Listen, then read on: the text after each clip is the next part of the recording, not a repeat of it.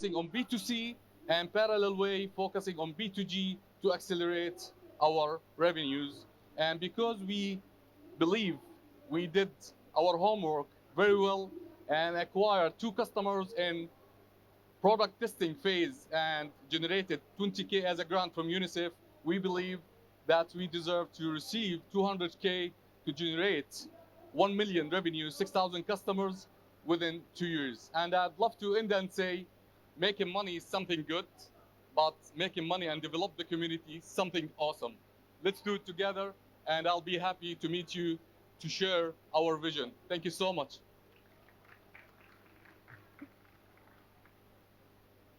Thank you for the presentation. Thank you. So your system here, is it gonna only work? You said it's gonna work in Jordan and Saudi Arabia. Why did you assume that the rest of the countries have the same problem like Jordan? You know, sewage tanks. Don't have sewage tanks here in the UAE. It's all connected sewage. So do who's your how scalable is this solution beyond Jordan? Thank you so much. Actually, first of all, I came through a journey. I built my career in Saudi Arabia. It's a huge market, but we didn't collect yet the accurate statistics. But still, the market is there, and sure, we are scalable.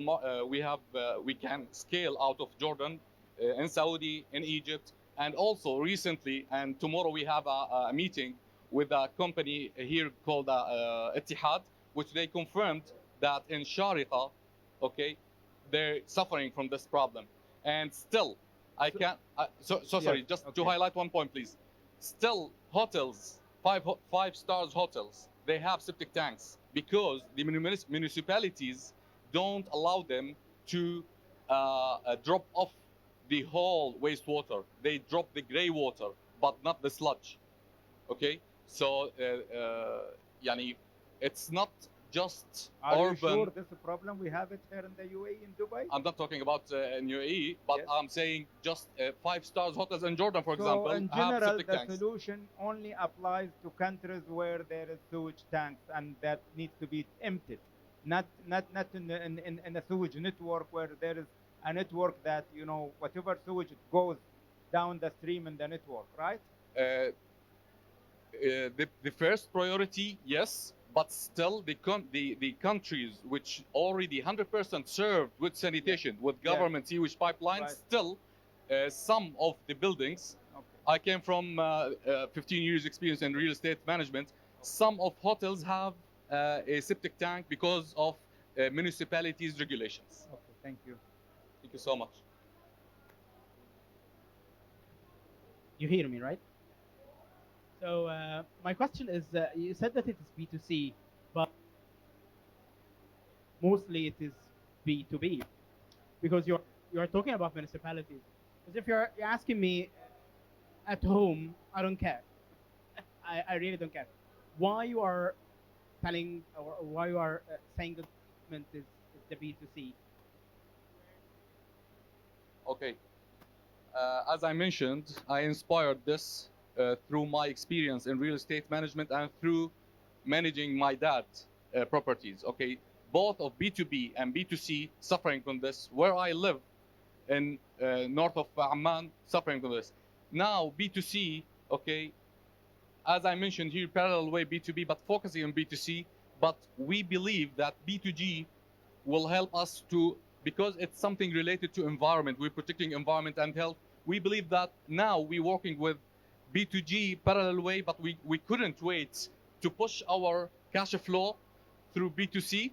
Okay, we have to focus on B2C, but parallel way we have to work on B2G to force it to protect the environment. About your point, B2B, the recurring for B2C and the number of households, it's higher. Maybe I will make a deal with hotels, some of hotels, but still it's not huge as much as B2C. That's why. Thank you for the lovely presentation. Thank you so much. So you mentioned earlier, Sharjah, regarding this Sharia. So I'm guessing this is mainly an issue with old infrastructure rather than more modern infrastructure like that in Dubai. I'm going to ask you something else.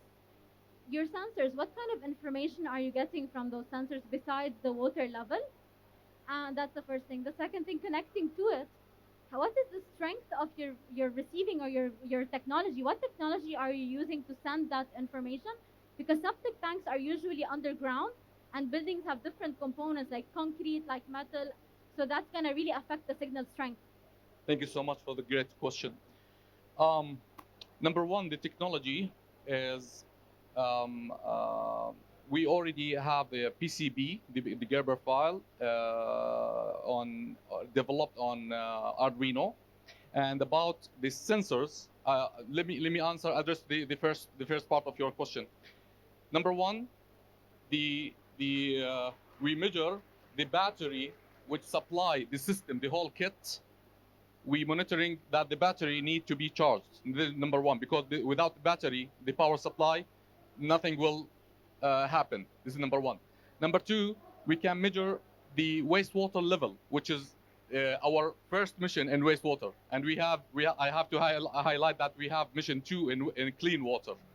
This is we now focusing on our first mission in wastewater, measuring wastewater level, battery, and later we will add to measure the quality of water in terms of clean water, temperature, and humidity. Now in our phase, we are addressing monitoring the level, and we're working parallel way with septic trackers to have a fully automated system.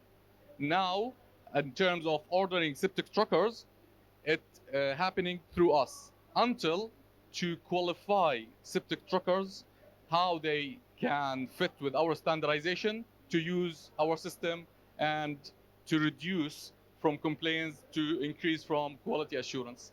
I wish I addressed your question. I wish that. Thank you. Thank you so much. Thank you. Thank you, Team Makasib. And now, with our fifth team, also from Jordan, Team Decapolis. Please welcome. Hello, my name is Abdurrahman Habashne, the CEO of Decapolis. We are food safety and quality assurance traceability solution. All of us as a consumers, we have no idea about the food that we buy for our children. And at the same time, retailers, suppliers, food producers, they don't have any adequate tool to verify that they are selling a safe food for their consumer. And it's a global problem. We are talking about 582 million food poisoning cases worldwide. The liability cost is 78 billion only in the United States. All of these producers, they have a lot of quality stamps on their product with a regular audit every 6 months. And this is not help them to reduce and to make the market more safer. Let me talk you through this example. The dairy product that we buy for our children, it's go through many 8 stages, many processes, many steps, all of them distributed in different areas. And usually the audit, they collect, it takes them 2 weeks to collect these data because it's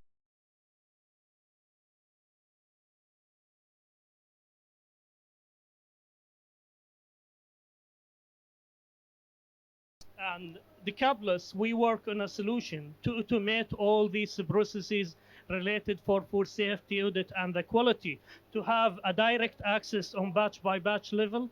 All these measurement, it will be an ultrable. We capture all the assessment and all the measurement at all stages of the production and to share it live with the auditors.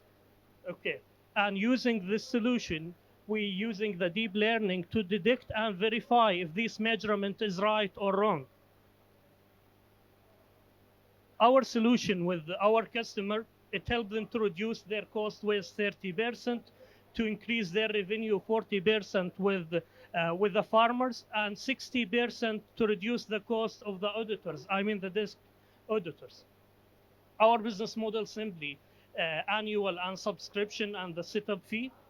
Okay, we are working now in 6 countries. We generate 100K revenue in our operating year. In the second year, this year, we will generate 500K plus. We have a global partnership, And also we have a proof of concept now with Bureau Veritas, the largest audit company worldwide in France, to implement this solution to increase the credibility in their quality certificate. And guess what? 28.6 billion. How much the food producer they will spend in the food safety audit in 2026. This is very large market, and we want to have a part of this. Our team have very long experience in food safety audit, system development, uh, and business development, and we have superstar business leader in our board.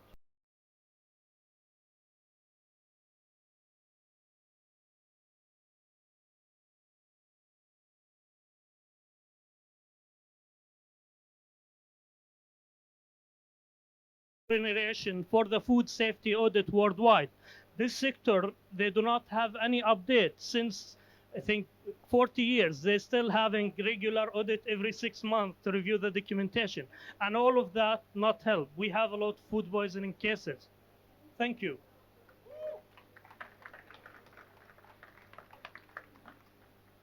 Interesting presentation. Tell us a bit about how you collect the data and how you get into this insight. Sure. You did not show the. Okay. This is very good question. Yes. And I want you to ask this. Okay, so we capture all the measurement using IoT devices, the integration with the SCADA system and the What BLC. IoT device? What type of device? I can tell you, Yes. like for the dairy sector, we Yes. have the pH and the pH and the temperature. We take it from the receiving tank and we take it through the integration with the pasteurization machine. And the other entries, we take it manual entry through like the test lab. And also we have integration with a governmental lab in Jordan. We implement this at the national level in different sectors. And I give you example, like in the normal audit, when I test the bacterial test in the milk, and I say, I know if I put it 0.2, it will pass. And the editor will see it after 6 months, he will say, okay, I'm comply with the standard, I get the quality stamp. But with our solution, we have a deep learning that say when the pH is high and the temperature is high, you will never have a pass bacterial test.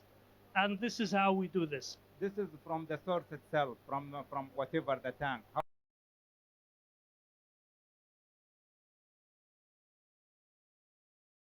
Source all the way to distribution. I don't see this. Okay.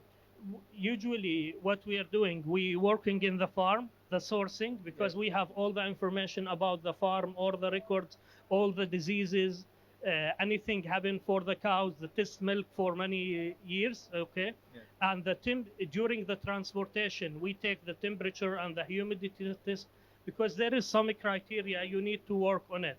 So during the transportation and during the production. In the downstream stage, we do not have anything yet, but until the production, we place encrypted QR code after we confirm that this producer, he's comply with all the safety standard. We place encrypted QR code, no one can duplicate it, and it show the consumers and show the auditors with different permission all the information about this batch. During the transportation, how do you do the measurement? So what kind of sensor? 3G sensors, normal temperature 3G sensors we are using.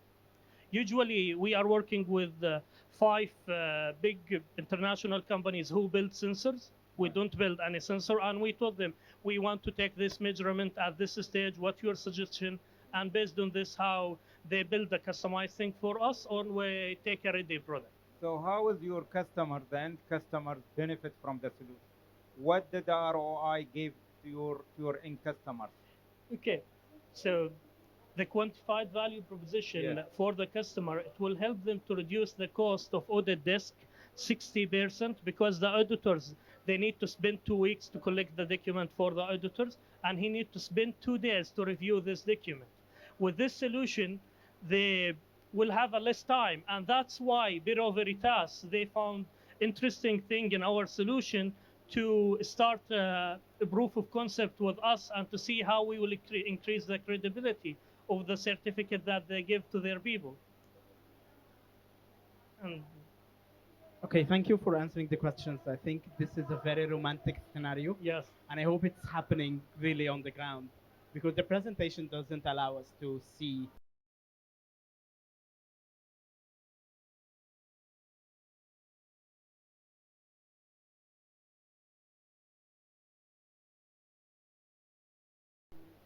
scenarios, maybe other Yes, food?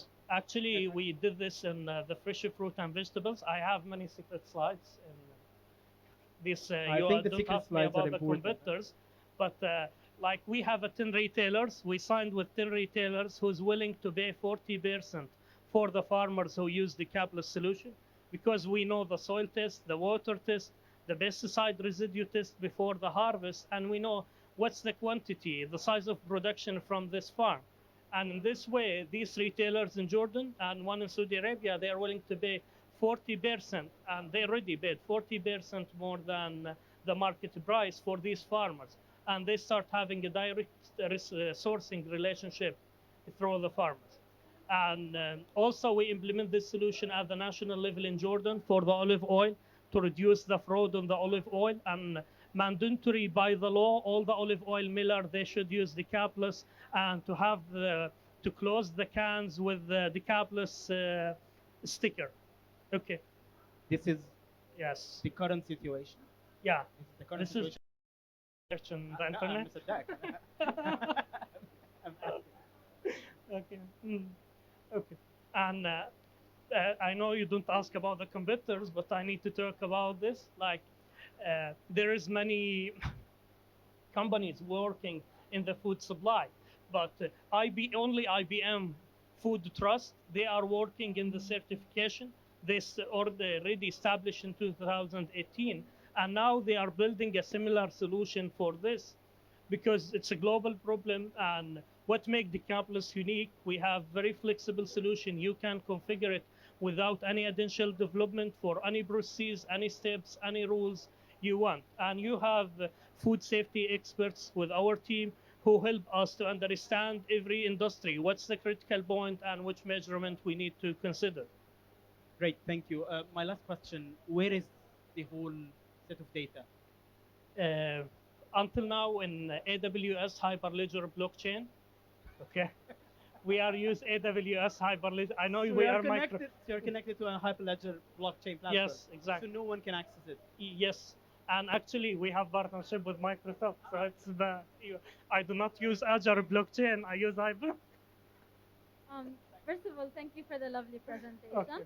We jumped the beginning. You talked that your value proposition, or what you're trying to solve, basically was a problem for the consumer. So far, we've only been seeing it from the company side.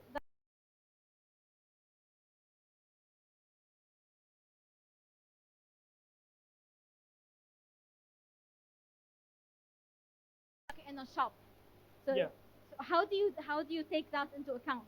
That's why we create a tag or encrypted tag in the blockchain that help the consumer to know all the history about the product. I like this tomatoes and I want to buy it again, but I have no information about the tomato. But Do you when you expect a customer to QR code that tag, for example, and check every apple he Yeah. eats or every yogurt item? Actually, we he have eats? two things. We have the short code and we have the QR code. We implement the QR code, and with the short code, we do this in Iraq for some product. The people just, they need to scratch and they will get the code. They need to put the code with *111 star, and they will put the code and hashtag. They will receive information about the product and the safety and the sourcing. For the people who doesn't scan the QR code, and for the people who scan the QR code, it will be easy. Thank you. Okay. Thank you for your questions. Okay. Thank you, Decapolis. And now, our next team from Lebanon, please welcome Team Event Pro.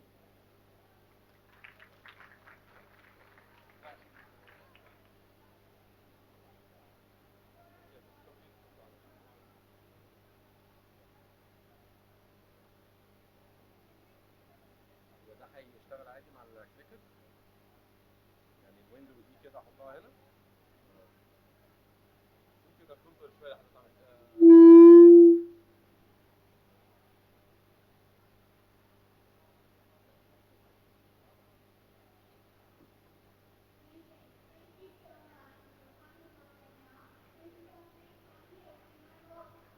Well, that was weird, right?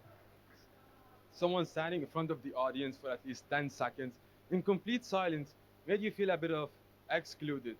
Well, in certain cases, these 10 seconds is a lifetime for a person with certain disability.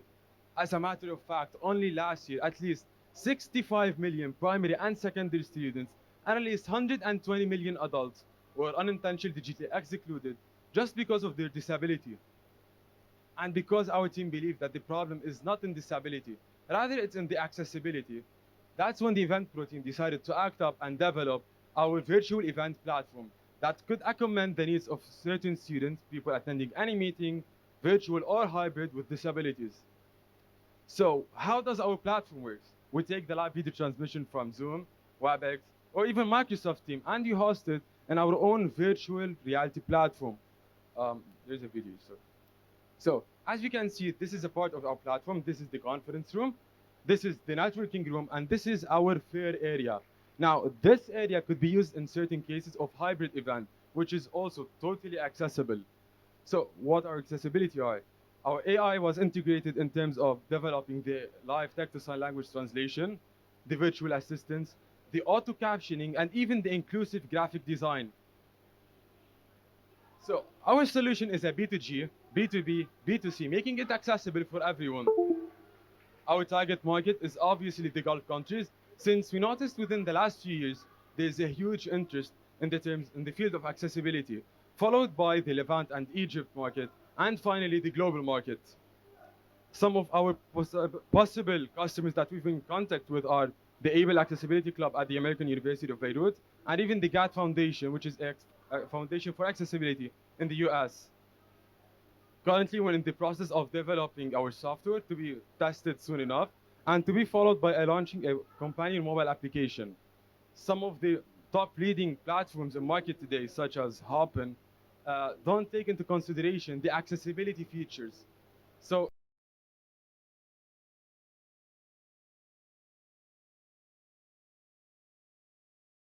price. Our team has been in Beirut from 2005. It's led by a team of engineers, certified engineers, with more than 85 years of combined experience. We also provide an advanced 360 B2B turnkey IT infrastructure solutions. Thank you.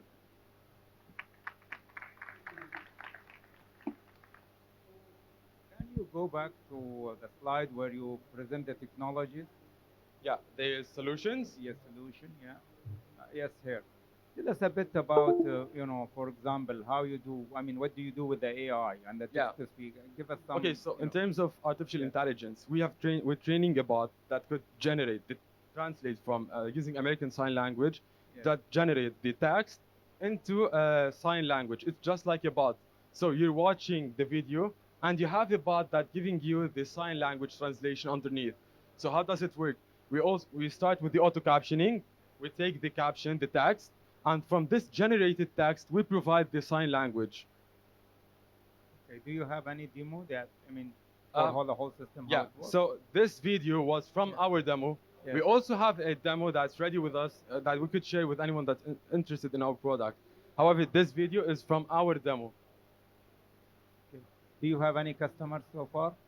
We haven't been in market yet. We're in development, but we have been in contact.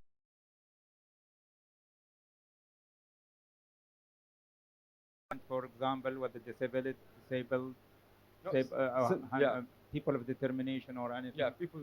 Okay, so we haven't. We didn't go into the testing field yet. We're in the development, late development. Hopefully, we'll be in testing field soon enough. Thank you. Thank you. I don't have questions, but you just mentioned that you are using the US sign language. Yeah. Right? American Sign Language. American Sign Language. And your target customer is in Egypt and Lebanon. which is totally different sign language than the US sign language. Just take it in your consideration. Yeah. There's an Arabic sign language. Yeah, the Arabic Sign Language is also being currently, there's some softwares, as in Meta Innovation Science, Meta Innovation, they have their own one. There's Rocket, that's based in UAE. They're working on the Arabic Sign Language. So there could be a potential partnership. Just put them in mind. Thank you. So there's one challenge I see here, and this is from an experience of people who has around 340 startups working with them. So whenever we're doing captioning, when you're signing captioning, especially in a live event, a lot of times either because of the accent or because of the context, Yes. The signing that happens and the translation Mhm. ends up extremely different from Yes. what is intended by the speaker. Mhm. So, is there like a feedback loop for learning not after the event, while the Well, yeah. All through the event, there is a live support team. Like all through the just a sec, sorry. Yeah, as you can see here exactly, virtual assistants. All through the event, there is in each section there's a specialized person that's monitoring the event that could also like interfere in case anything went wrong, anything was misunderstood. So we could still do the edits through the event. Okay. So what is this being applied for? Because first of all, that means that the person of determination needs to have a Yes. screen with him all the time. Well, yeah, if you're attending And an online event, this is the case. However, in a hybrid event, so I don't know if anyone noticed, there was an event today just behind us. There was a translator. So instead of this translator, we could use the same, we could have a screen with the same bot for online and even the hybrid event. I see. So we're still reliant on having a screen, whether it's online and Yeah, live. yeah, of course. So from my experience, I've worked with startups that are doing the same thing. Yeah. And most of the time, they would have a hybrid model. Yes. One model that is basically automated signing, and they cannot guarantee, particularly whenever there are Yes. back-to-back events, Mhm. that the signing is happening correctly. Yes. And times wherein they basically hire someone who's going to be there and sign for them. Now, here's something that maybe you would take into consideration. Yes. A lot of people who are people of determination, majority of them would not be able to read normal. Yeah, no, in certain Instructions. cases of dyslexia. Or, yeah. So, for example, if they're using a GUI or if they're using a web Yes, portal, screen reader. yeah. So, do you have an integrated screen reader? Yeah. Okay, so And that's also a pitfall of its own. yeah. So in cases of screen reader, what I meant in inclusive graphic design is, sorry, it's not working. So the inclusive graphic design is all buttons or even the graphics that are used are, if I have dyslexia, I can easily walk through the event. I can easily read the tags. I can easily read everything. It's easy for me. In cases of visual impairment, the screen reader could easily read the screen because everything is labeled. Meaning was each button is labeled. So when he wants to click on it, this indicates that, oh, you're clicking on conference room number 1. That's where you're heading. There's also at the bottom neath the virtual assistants. In case you needed someone to help you to reach there, it's always available. Thank you. Thank you.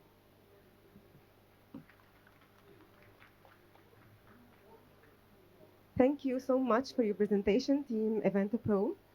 Before we move into the next team, we would like to present a video for Team Ion from Egypt that we had a technical issue. So to be fair, we need to present it. Just a couple minutes.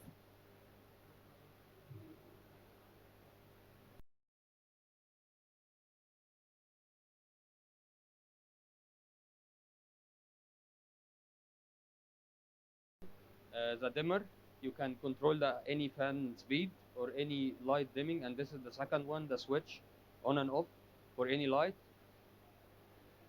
This is our third product for the shutters. You can open any shutter in your house or any door garage, anything that open and close. And this is the product that we do with Union Air Group. This is the IR product that is coming in our line. It's a fully controllable remote. You can control the temperature and everything. And we are doing the same in TVs, in their TVs. And we will make all of these generic so you can buy it and automate your old TV. This is a fully functional remote instead of the ordinary remote. And here we are controlling the gas of this gas cooker. So when you go outside your house and you forgot to turn off gas, you just cut off gas on your gas cooker. No, controlled from outside, no. Over 4G from another country. Thank you. Thank you, Team Ion. Now our next team from Morocco, Team Smart.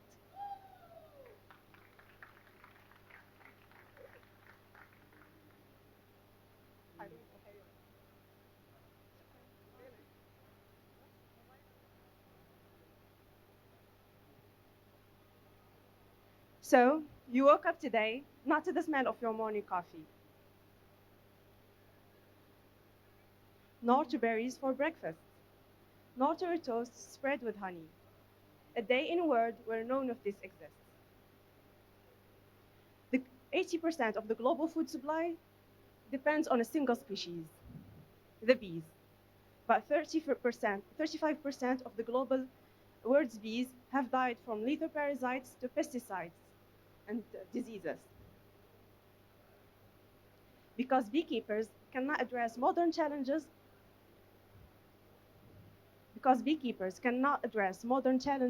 with a 150-year-old technology in a wooden box. I am Khawla Gdwar, an industrial engineering student and digital technology. Our team brings together highly skilled students from different majors. We took it as a challenge to design and produce smart connected beehives through the implementation of EI and IoT. We are offering 24 hours hive monitoring, safety, and up to 30% more productivity. Smart Beehive is developed and designed to deliver real-time data about the bees and all the connected beehives. The scent measurements from the beehives are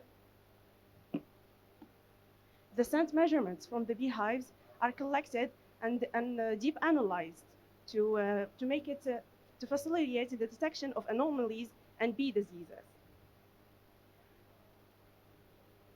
Having accurate data about the weight scale that shows if the hive has swarmed or have fallen over, about the temperature, bearing temperature, that shows if the queen has stopped laying eggs.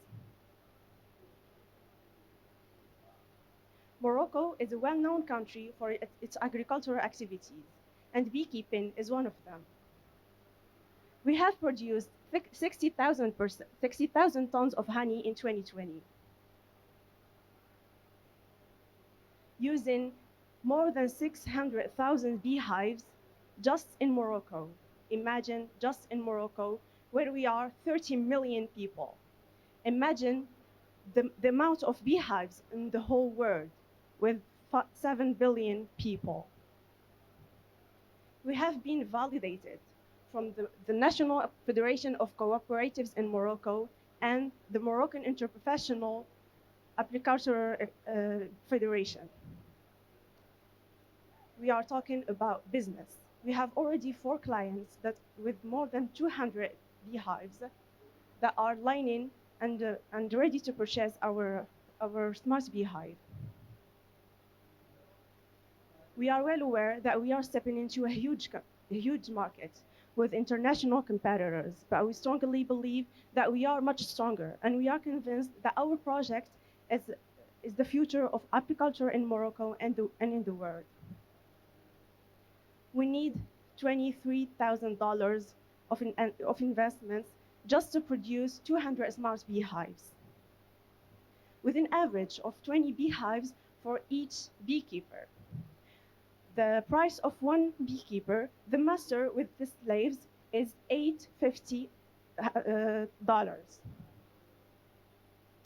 With $80 each year, covering the cellular data and the cloud storage fees. We are convinced that our product is the future of Morocco. We believe that we are the future, and we need you to believe in us. Would you like a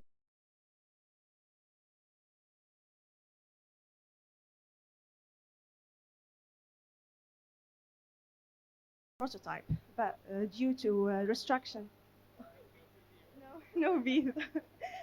You actually bring the prototype, but unfortunately, the plane won't take the lipo batteries and the scale. But we have 2 other prototypes in our school, and I will show you the application.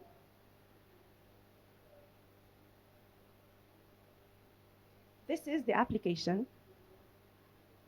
We can log in with a QR code or an ID. I will log in with a QR.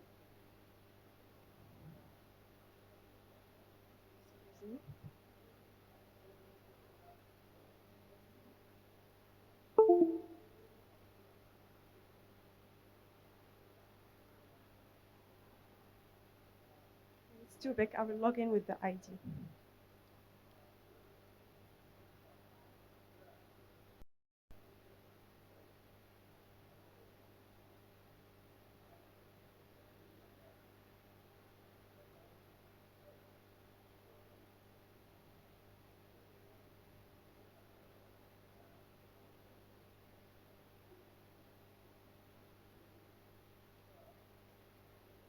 We will find here the master and the slave beehives.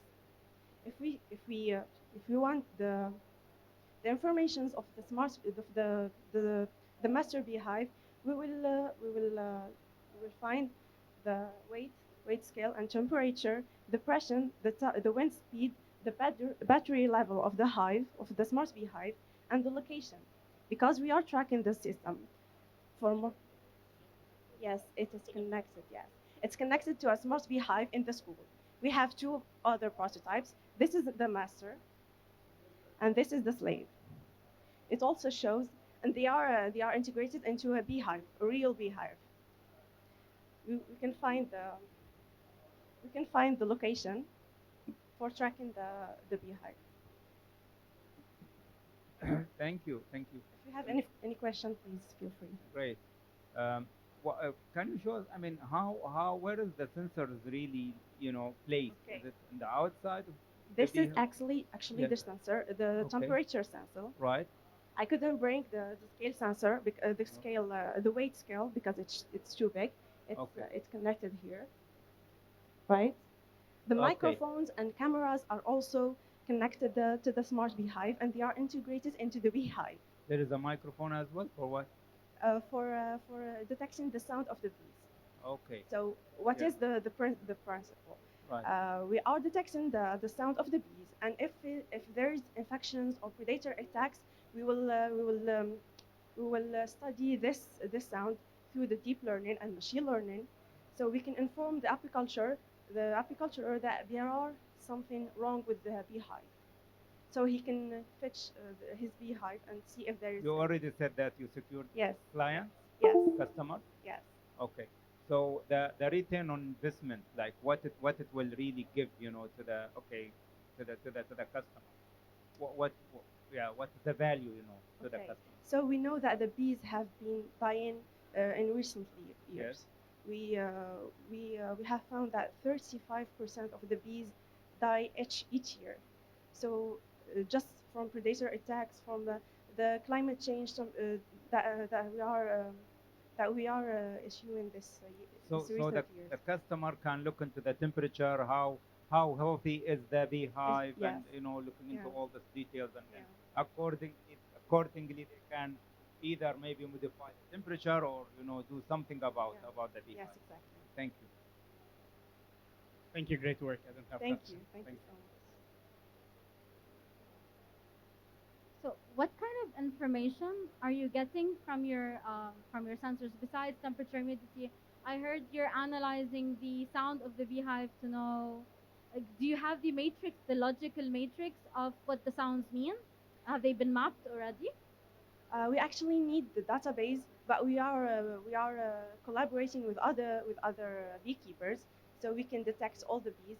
When the normal of the sound changes,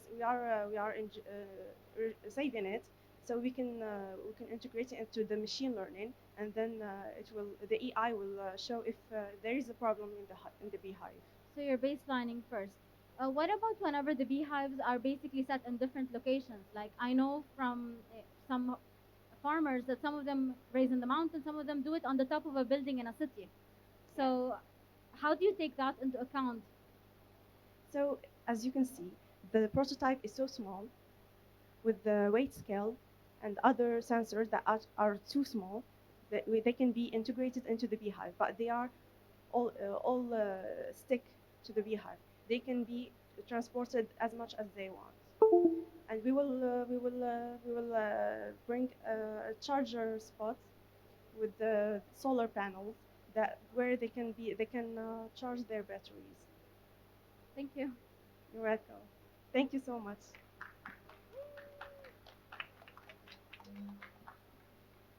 Thank you, Team Smart. And now, from Palestine, please welcome Team CRS.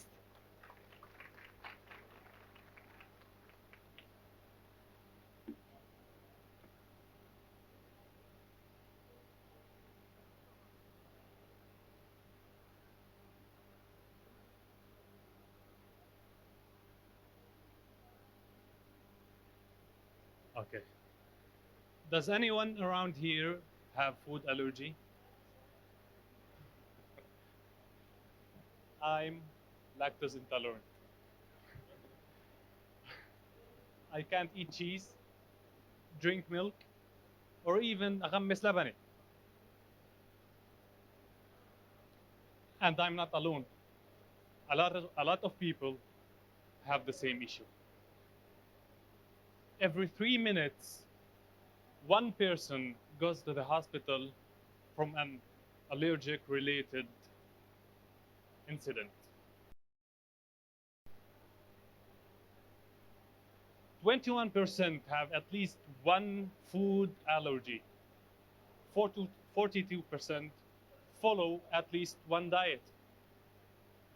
That means those people can't eat anything they want. They should be very cautious what they choose in their plates. Those are the customers of about 150,000 restaurants in a market that's worth around $45 billion. Unfortunately, none of the solutions help them stay safe. None of the solutions have health aware. Some solutions have some personalization features, but that doesn't cut it. That doesn't cut this important issue that is your health. Now, fortunately,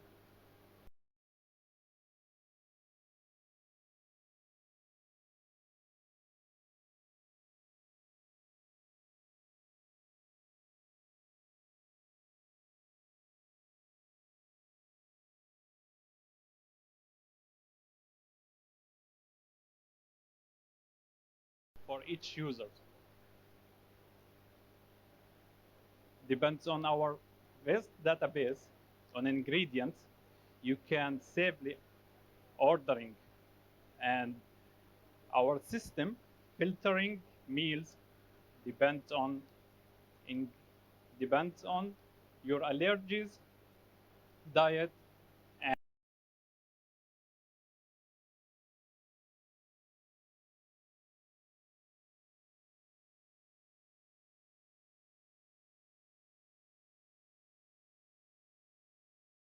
ingredients. It will give you an alert and warning to avoid ordering this meal.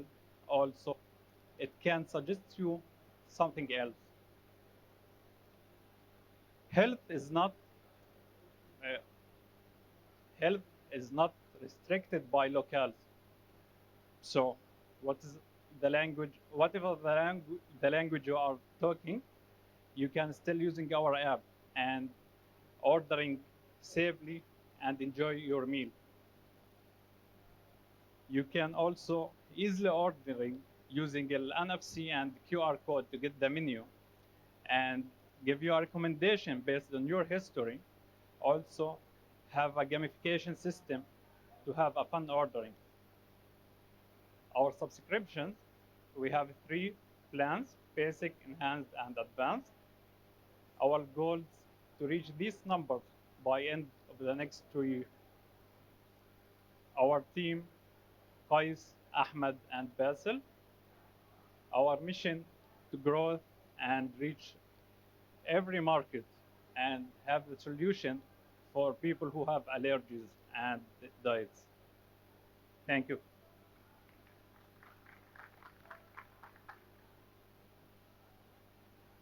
Thank you. Interesting. So what this would really require for the restaurant to implement the solution? It requires to give us the menu, and we will We will put it in our database with every ingredient the menu have. That's it. No, what changes to the restaurants? I mean, yes, you will take the Okay. menu, you will put it in Okay. the system, but how the people in the kitchen He will knew my order that, okay, you need to remove, something that is causing me allergy, for example. That's that every ingredient we put it. That's why our meals is based on ingredients. Every ingredient is alone. If you don't want this ingredient, the app itself will tell the restaurant that you don't want this ingredient. That's why we have other So products. it's a system has to Yeah, be exactly. installed We within have- the restaurant. Yeah.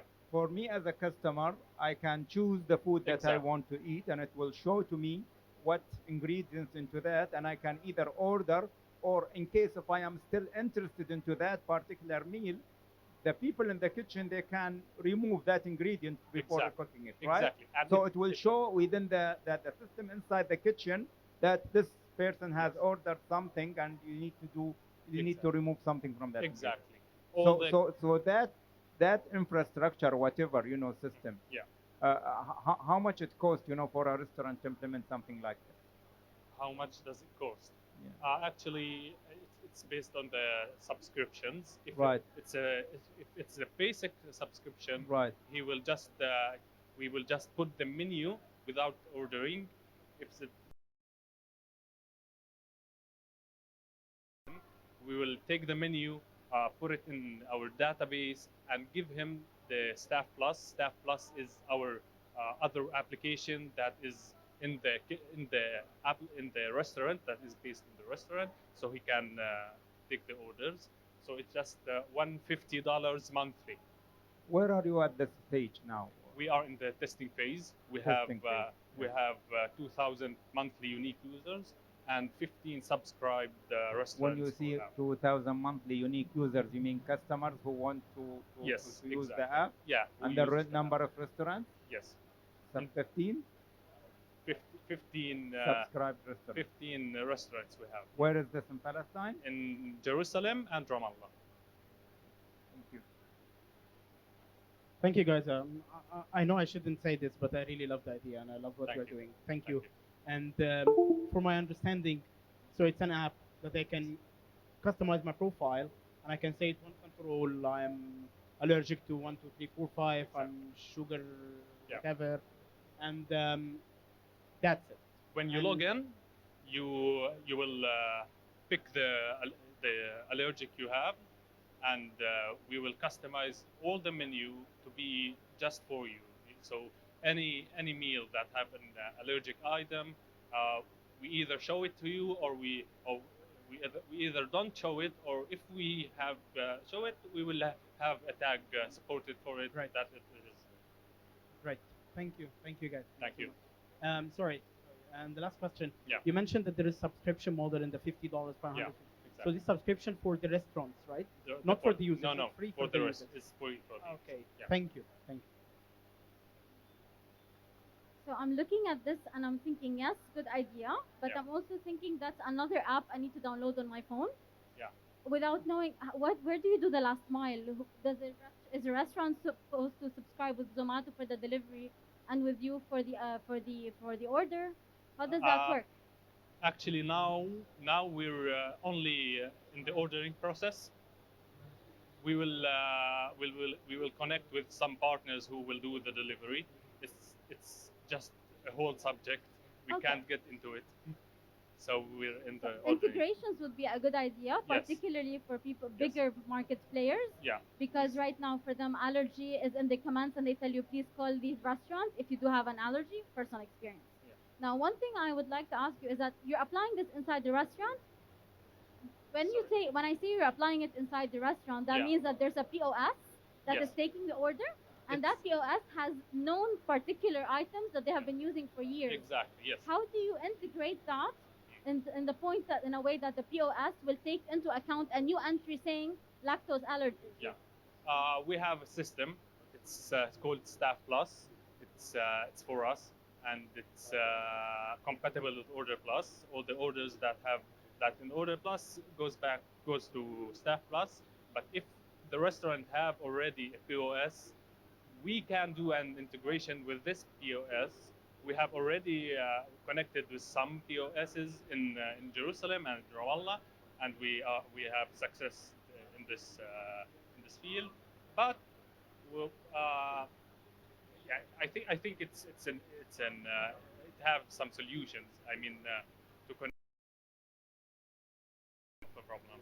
So basically, there's a component that's the mobile part, and there's also a component that gets integrated Exactly. into the POS. It works on iPad, iPhone, and any Android phone. Let me throw one horrible idea at you. There are some restaurants that utilize dynamic CRM, for example. A lot of restaurants utilize a customized version of some bigger product. Wallah. Yeah. So and there are some restaurants that basically do not use any advanced POS. They have something that is custom built. Are you utilizing certain APIs for integration? What are you doing for that?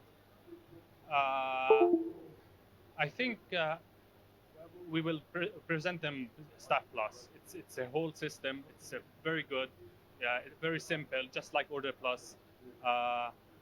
If they don't need it, I think any. It's really. It will depend on whether they want to pivot It will or not. depend on Yeah. what do they have, what do they have. So it's basically every person aside. No problem. Thank you. Thank you. Thank you, CRS. And we're still with Palestine. Please welcome Team Fignite.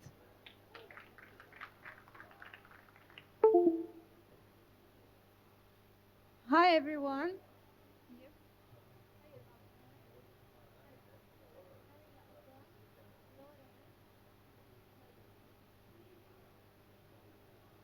Hi, everyone. I am Dima, and I'm from Palestine. I'm an AI specialist and a software engineer at Fignite. Does anyone here live near? Well, hundreds of thousands of people had to evacuate their homes and lands this year because of the wildfire that affected the whole world, including our Arab world, in Algeria, Lebanon, Tunisia, and lately in Jerusalem, our lovely city.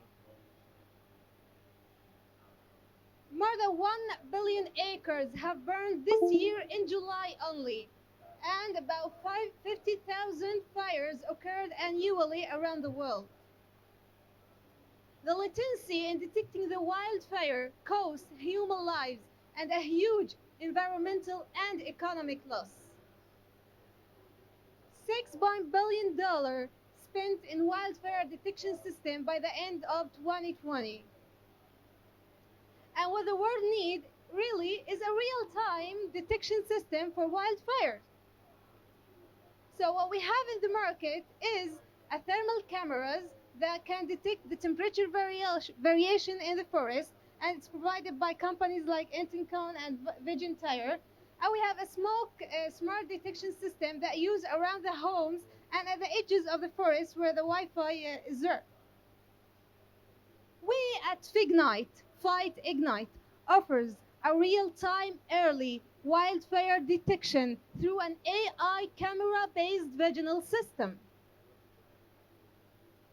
Fignite is a customizable system. It can be integrated with any existing camera-based system out there. It's a portable system that can connect online if there's a Wi-Fi connection and via a cellular network and LoRa network. Also, it can be upgraded to hit higher accuracies over time. So, how Fignite works? Fignite uses a camera that installed in the forest. These cameras can detect the fire and the smoke in real time. It takes the location coordinates of the area and then send a warning message to the control center with these coordinates. We will use a LoRa network in the forest to cover the wide areas with a bunch of sensors out there, and then we will use it to transmit the data along with the cellular network. We have developed a mobile application to prove the concept and test the AI model that we have developed and to detect the wildfire and the smoke and then send a warning message. How Fignite will make revenue? We will sell the software model in an annual fees along with a setup fees. Depends on the covered area size, of course, of the forest. Meet our team, our foundation team co-founders Hazem Laloul with 14 years experience in software design and DevOps, Abid Sayare with an experience in an IT solutions and management, and our development team is me, myself, an AI engineer who works with an AI and a computer vision models, and Yasin Al-Jaber who works in a machine learning and a deep learning models development systems. So, Fignite needs a pre-seed investment opportunity with $100K to develop the system over an 18-month and to hit 95% in detecting the wildfire and smoke in forests. Fignite an early and efficient and smart wildfire detection system. Thank you all for listening. Thank you. How many? Okay, let's see. Okay, you need to fix those cameras in the forest, right? Yeah. What's the coverage of each camera? How far it can cover? Yeah, the coverage. The camera. Each camera can cover 40 to 50 kilometers. 40 to 50 kilometers. Yeah, it's 360-degree cameras that will be installed up in the trees and that can cover these areas. And how is those cameras connected to the how they will send alert through? They will send alert if there is a Wi-Fi connection, which is excluded. They do Yeah, not, Wi-Fi. we will use it, but we consider using the cellular network. There are cellular networks out there, and along with the LoRa, I talked about LoRa technology. These LoRa technologies use a LoRa nodes that will be fixed in the forest. It can transmit the data using a LoRa protocol without needing a Wi-Fi connection to a gateways that will be installed in the forest. Those gateways, we need only 2 or 3 gateways to cover a forest because those nodes can transmit the data to the gateways over 40 kilometers, and these gateways will then transmit the alert via a cellular network or a 5G Wi-Fi if there is. How you protect those cameras from tampering? You know, you just deploying them like this in the forest. What if, you know, someone comes and There are cameras that manufactured that can be protected from rain and temperature. We have logged the factories of the cameras, and we found that there is a cameras that can be protected from rain and temperature variations in the forest. So these cameras are working 24/7, and they will capture any fire. Yes, they will instantly? capture any flame, any size of flames of fires. They will capture it immediately, and then detect the location and send the warning to the What control about center. false alarms? I'm doing cooking, you know, with my family in the forest. Well, then we have developed the software and we are developing the accuracy of the software. In case of wrong cases, we are considering to transmit an image and with a possibility of the fire that detected. Yeah. Maybe the system will tell you if a fire detected with a 50% possibility or 90% possibility. This Have you tested your system? We have in the last development phase, we have tested. We have made a rapid prototype on mobile application. It worked. We have reached an 80% of accuracy right now, and we are developing it. Thank you for the presentation. It's really great idea. My question is, definitely in wildfire, while there is no coverage. That's a fact. There is no Wi-Fi. There is no 3G network, 2G network. There is no network. There is no Wi-Fi. That's a fact. And you mentioned that you are using a LoRa WAN or a LoRa connection, which I truly understand. It costs a lot of money, lots of infrastructure to put there. Let's say, and you need to cover it with the LoRa technology that you are proposing. How many nodes you need to install, or how many base stations you need to put in order to have all these 1,000 kilometers covered? Well, how many nodes? It depends on the area itself. Well, we have trees. How many crowded other trees are or something? then these nodes are installed. These nodes are cost effective actually. The node with the three sensors that we are considered to use, temperature, smoke, and CO2 sensors, this node costs $100. I mean about the connectivity itself, not the sensors. The sensors I Okay, understand. the connectivity. These nodes will have to transmit the data. Okay, Right. okay. These nodes can work with one gateway. These nodes can transmit the data over 14 kilometer in the forest. Yeah, that's it. So we have one gateway that will connect it with a bunch of nodes there. So so every node can cover a 1 kilo. 1 kilometer. Yeah, that's So we it. need 1,000 nodes to cover 1,000 kilometers. Yeah, but it's a powerless. So you know Laura. Yeah, yeah, yeah. Laura is a low power sensors. power. Yeah, that's it. So Thank we you. will, yeah, thank you. So he covered the sensor part. I'm gonna try cover the camera part, right? You said first of all that the cameras are protected against rain and temperature. Yep. Now you're talking about the highest tree that is in that forest, and it's probably most prone to lightning strikes. So do we have any lightning repellent technology, like grounding technology, to protect that camera? That's the first thing. Two, trees grow depending on their type in different momentum. They grow differently, and that means the aspect of the camera is gonna change in time. And moving those cameras to cover visibly so that you can see the fire before it gets really big, it requires a lot of human effort. So is that taken into the ROI calculation? The people who are going to go there, climb the tree, check the camera, relocate it, that kind of thing? Yeah, about the second part of your question, we have considered that we had to employ a lot of staff that can go to the forest and then install those cameras. Yeah, but Maintain them, make sure they're working, replace them when they're spoiled. What about those cameras are taking power from somewhere, right? I don't get it. The cameras are getting power from somewhere. Yes, the cameras are powered by solar cells. Yeah, we Okay. all use these solar cells. About the first part of your question, I didn't hear it correctly. Can Yes. you? So you are putting the cameras in, but you also need to maintain them. So you're not putting them and leaving them. Yeah. And whenever the trees are moving or they're being blocked, the visibility is changing. The aspect vision of that camera is changing. That's a lot of human interaction that will add value. Will add cost to your Well, job. we talk about forests and trees in the forest. We will not fix the cameras at the top of the trees where moving parts. We will fix it at the middle part where the tree is fixed in the ground. Yeah. What that's if it. basically you're looking at an image that you're analyzing, right? Yeah. The trees are growing at different rates. A tree in front of it grows really big, very branchy, and blocks it. How do you detect anything from this image?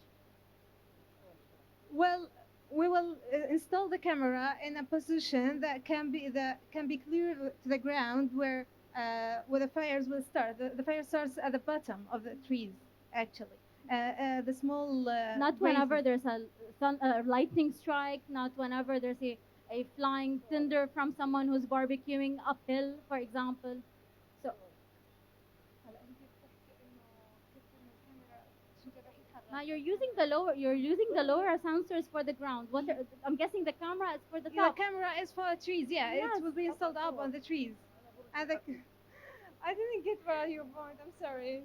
That is okay. It's just about from camera vision because you're basically using object detection using cameras, right? Yeah, yeah. So if you can't see the object, how do you detect it if it's blocked by another tree? If your aspect of vision is changing, if the camera is moving because of the wind, the tree moves, there's Well, we have a landslide. monitor. Yeah. We have a monitoring system for those cameras. Those cameras will be monitored. Whenever a camera is blocked, the vision is blocked, we will have to then send Manually send We'll someone. have to send someone and then yeah. No Fix problem. it. Thank you so much for Thank your you. presentation. Thank you.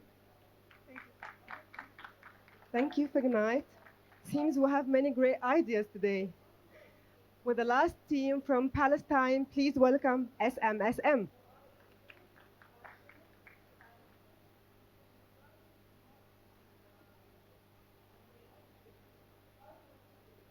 السلام عليكم مرحبا. مساء الخير، أنا اسمي أحمد محارمة, co-founder and CEO for SimSim Technology. The story began when I met a friend of mine who is a municipal manager. He told me, Ahmed, last year we bought a street lighting solution from Philips, and this year the tenders goes for Siemens, and I don't know if the next year it go for Ozra, which means our data is scattered, which affect our decision-making process. We need additional human resources to work on different systems. On top of that, it's a duplicate investment, pay for different suppliers, support, and maintenance. After deep dive for the problem and analyze the situation and the market, we come up for SimSim Smart City as a service solution. It's the easiest and most cost-effective way to launch and manage smart cities, and we focus about medium and small municipalities. It's flexible, ready to host any smart city application. Sustainable, cities can monetize the data and benefit from new income. Also, it's a cost saving between 20 to 25% from the operational cost. As you see in this picture, this is a direct screenshot from our system. Simply, we provide three things: command and control, on-shelf application like smart lighting, waste, and utility, unified dashboard, all data, reports, figures consolidated in one place, and the magic in city automation, if X do Y. So you can manage anything you want. So we call it like the App Store for cities. Think about the market validation. We start working in a smart city with easy potential to grow for other verticals. We make the market validation in one of the complex market in the region, which is Israeli market. We have 5 customers live right now, 10 technology partners, 1 system integrator, and 1 product. We built our own IoT platform from scratch, and it's patent and registered. And now, after we make a breakthrough, we are ready to scale for new markets. Our customers and target market, the smart city software market value around 14.7 billion. I'm talking about software only. The MENA around 2.2, and we are targeting 100 million. And we going per economic unit, market by market. We finalize in Israel, working also in Palestine, and now in progress. Yesterday we finalized working with a partner in UAE, and I am shocked I have a booth here, and how many visitors come to see our solution, and we are going to KSA as a main market in the near future. Keep it simple and smart in terms of revenues. It's a revenue 25K per license, our margin 70%. By 2026, we will bring 100 million. The most important slide is here, the market. The IoT market, one of the well-organized market. We can find the platform-based like BTC and Software AG. You can find the cloud-based like Microsoft or Amazon, and industrial-based Honeywell and Siemens. And you can find the solution-based like SimSim and Axonize. By the way, Axonize our main competitor in Israel, but they are working on smart home scale, and they acquired in last June, before 3 months, from Schneider. So we are same Axonize, but on city scale. In the first year, we bring 300K investment. We make the market validation in Palestine and in Israel, make a pilot project, and now we are ready to scale for expand to market like KSA, focus more about the energy, oil and gas, and we asking for 1 million investment. Our team, my name is Ahmed Maharme. I am the co-founder and the CEO. 15 years of experience. I made 1 exit last year. Adham, he's an economist from Newcastle University, also 15 years of experience, 2 exits, and he's managing multinational clients worldwide. We are lucky also to have a great team like Jamal, Mahmoud, Mu'tasim, Mudallal, and Maysan, and the team distributed in 3 countries between Palestine, Israel, and UAE. We are lucky also to have an advisory board who is helping us in the technology roadmap like Bidram, Ricardo, Tahir, and Yanal.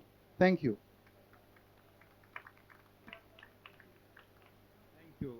Thank you. Okay. Can you go back to the cases where you said you implemented the solution somewhere, like you have? Okay, I think yeah. That's go back to the before slide. Yes. Okay, so you did pilot the system, right, in Yes. Israel and Palestine. What was the case? Tell us more a little bit about the case. So what you're collecting basically, what data you gathering? Two small and direct example. One in Amman, Greater Amman municipality in Jordan. Right. They have a project for 26K street lighting. All right. The provider, mainly they are Philips. The government regulation does not allow the data to be outside the border. So they are partnering with us now in order to make the local application at their local cloud in order to bypass this. And we integrated one-to-one with the City Touch, which is the IoT platform for Philips. Because Philips, they have the cloud in Hamburg and the disaster recovery. So it was only lighting. Okay. This is yes. Yes. This is one. Right. The second example, in one of the biggest municipalities in Israel, which is Rishon LeZion, we integrate two solutions together, which is waste management and light management. Light management from two vendors, Tundu and Philips, and waste management from Waste Hero. So we integrate the three applications in one place, and they start. For example, when the let's say the car need to pick up the garbage, they make the dim high, and when they start working on the magic of automate the things. Okay. What's differentiating you from the rest of the competitors? Well, yeah. Very nice, very important question. As I mentioned regarding the competition, and also we are talking previously with big players like Software AG. The issue is that we are go deep dive into a solution based, meaning we provide the command and control for the street lighting directly or the waste management directly. We are not giving a platform. We are giving a turnkey solution for the customer in order to make. So this is for greenfield. This is for greenfield project, not for not for retrofitting projects. Because I have my solution, for example, I have my smart city solution. Now you're telling me to replace it with your with your command and control solution. No need to replace it. Yes. We provide you with this solution, and it's a matter of a transition period in order to move for the next. This is exactly what you're asking. What also happened with Amman, that what I'm working, I need two solutions, Philips and your solution. Our question is no, that one solution is fair and to close all of these, and you can work on let's say on managerial level for the dashboard. You can use any one of them, but one solution is enough to finalize all of these. Thank you. Well, so thank you for the presentation. Thank you. It's really intense, and I think it's a big solution. So congratulations for whatever you are doing. هتكلم بالعربي. انت ادعيت ادعاء خطير جدا ان it's an easy system that you can install, so on and so forth. I don't know if I can judge this from the slides. I need to see the system itself in order to understand if it's working or not. The way that you are seeing it, the way to understand if it is working or not, the way you are saying. So that's for the first part. The second part is, so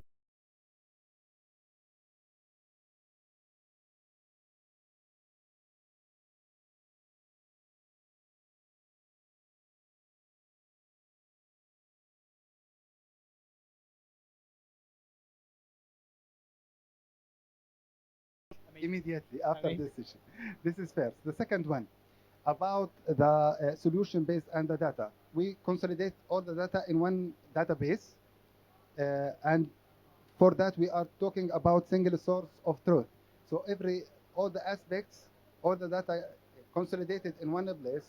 For that we also add a new, let's say, database like big data database Cassandra in order to provide us for the AI. So we start with the data collection and working simply use case by use case with the customers for the AI.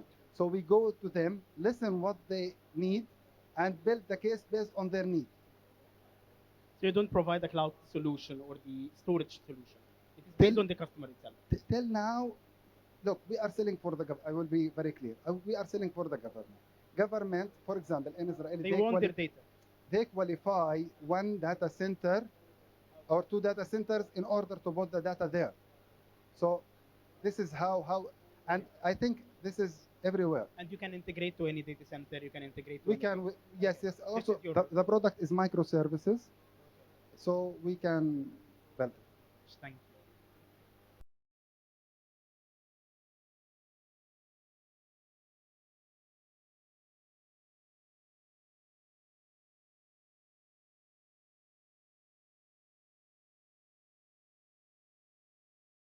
Let's welcome Team Bersavia, next AV.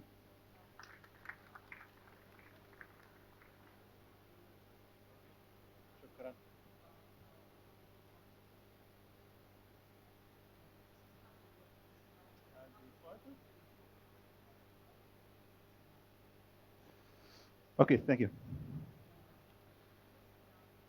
Flying, the same story, the same dream, and we made it differently. We are the unique ultralight aircraft manufacturer in the region. And on top of our aircraft, we are now offering now a service for 3D aerial mapping, giving insightful intelligence for our customers from the air. We digitize our surfaces into 3D models at centimeter level precision by integrating a laser scanner, a LiDAR system into our aircraft. And here, a typical data result, a 3D point cloud. Now applying AI techniques, we are able to classify and segment different objects and even scan surfaces underwater. We are focusing on infrastructure monitoring, like power networks, railways, roads, and pipelines. Aging infrastructure, geohazards, and climate change are challenging operators. Traditional inspection, solely relying on human eye, is no longer sufficient. Our machine learning technology dramatically reduces time to insight, so that actions could be taken in time to prevent threats. Issues are flagged automatically for human review, fusing high-performance cloud computing with human intelligence. We capture, process, and answer. And we have two players. Satellites do not provide LiDAR technology and have relatively low resolution imagery. General aviation aircraft are used to embed the heavy glass of LiDAR systems over 100 kilograms in weight that we are for the first time integrating in our ultralight aircraft thanks to a new European regulation in 2019, increasing the payload capacity. We are making profit from the extremely low operating cost and from data reuse among multiple customers. Our business model is very close to private satellite imagery providers. Our aircraft is under recertification process due to applied modification. And starting from Q3 2022, we are targeting startups who are already monitoring infrastructure using satellite data and interested in raw data, before slowly moving to the B2C model. In both phases, we are targeting a long-term subscription model to finance a dedicated aircraft at a given region. The overall market is expected to reach $8 billion in 2027. And we are targeting an annual revenue exceeding $40 million with a fleet of 15 aircraft, mainly in EMEA region. The B2B model, so only raw data selling, is already covering the costs. But the real growth comes from the B2C model, which will double, triple the revenues. We are looking for 3.5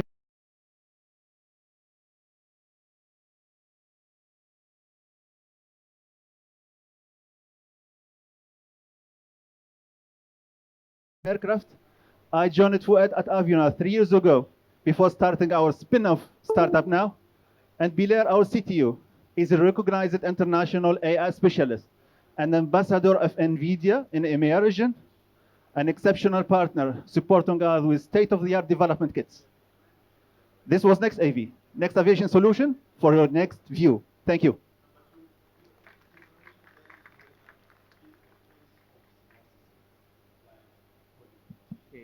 Thank you for the presentation. Um, Forget the question. What was my question? Okay. You said yes. B2C. You know, what I mean. What do you mean B2C? Is your who are the C? Yeah. Here. The B2C. Yeah? Okay. I will begin with the B2B2C model. Uh, in fact, I started on this working on this project 2 years ago at Avionav, yeah, coming from Germany.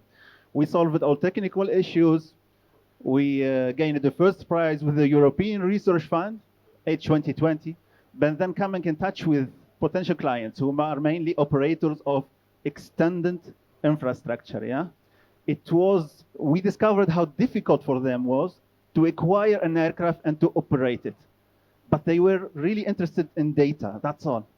And that's why we are starting now the spin-off startup to offer our service, completely decoupling the clients from technical complexities. Now what I call with B2B2C, in fact, this startup is interested in raw data. That's what we call B2B. They are surveying the infrastructure in Germany of the railway, Deutsche Bahn. I mean, it's over 30,000 kilometers. The power in Germany, 35,000 kilometers also. They are relying on satellite data. They are really extremely interested in raw data. So we will start with this to secure our first revenues, breaking market barriers, before slowly moving to the B2C. The B2C is where we sell processed data, where our own AI team will process the data and extract the relevant information for our end customers. That's the okay. Yeah. Yes. All right. Okay. So, what is the? I mean, what differentiates you from the rest of the competitors? Okay. As I explained it here, currently, the LiDAR system that I showed in the first picture, it's over 100 kilogram in weight. So general aviation aircraft are used now.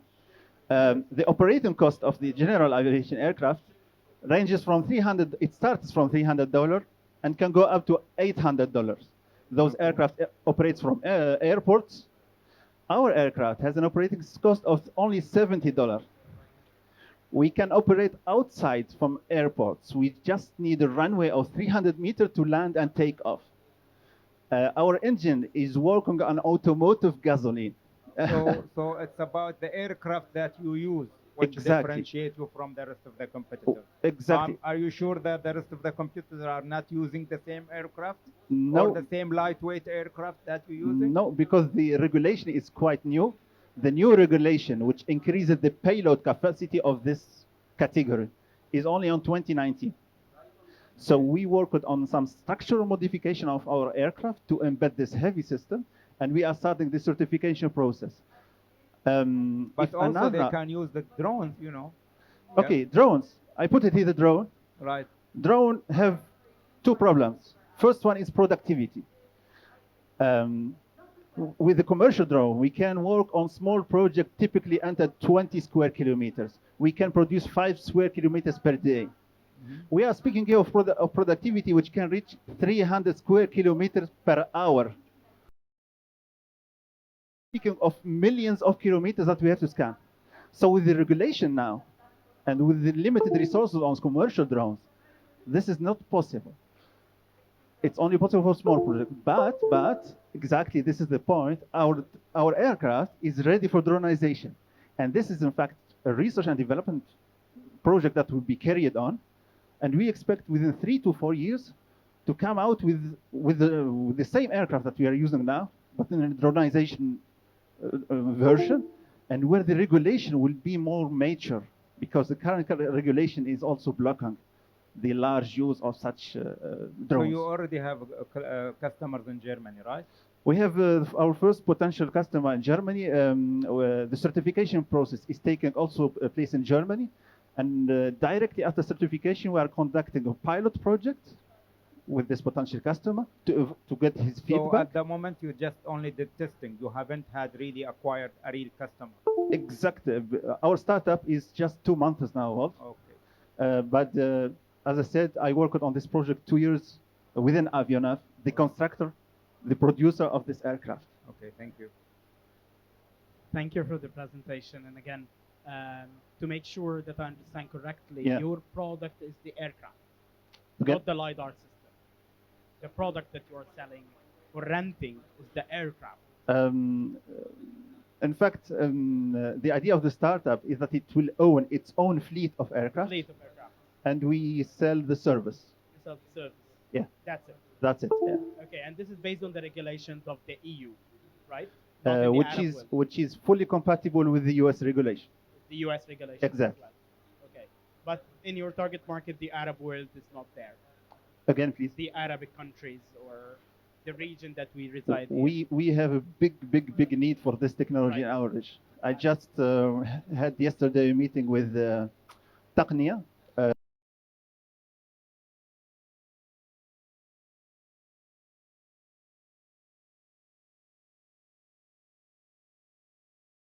Satellite data, and they are really interested in our service. Great. My last question is, what is the attitude that is We can start from 300-meter altitude up to 2 kilometers. This is the difference with small LiDAR systems mounted on commercial drones, which operate normally at 30 to 50 meters altitude. This is the difference.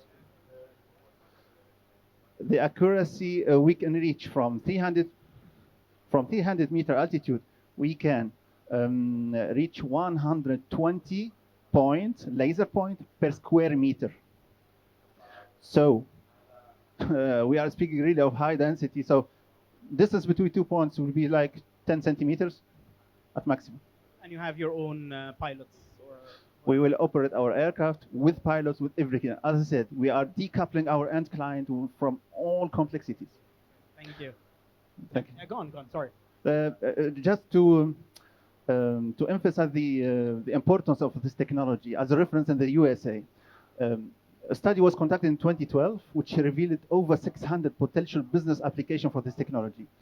And there was a small recommendation at the end.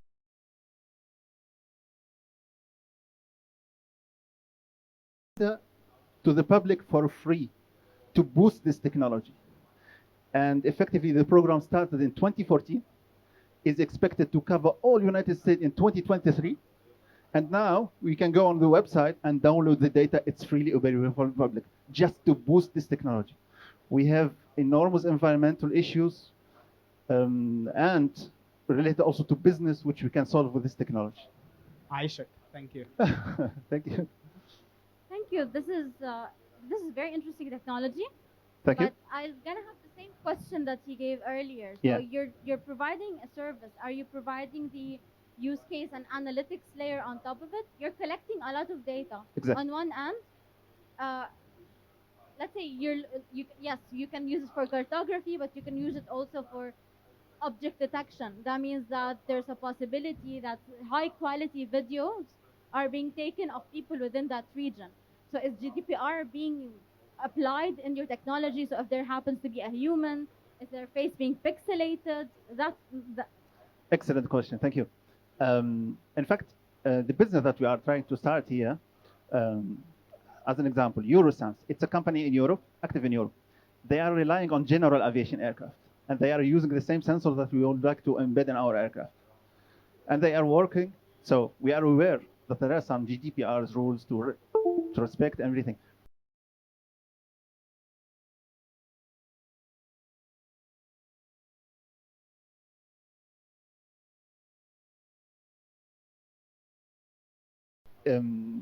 This service is practiced in Europe and in the United States. the difference is the technology for cameras and the high level imaging was not as good as it is now. That's the first thing I would like to comment on. The second thing is that this is a lot of data. Where are you currently storing it, and how are you processing, and how real time is this data being transmitted, or is it aggregated data that is being analyzed by human beings, again GDPR, and then sent to the consumer?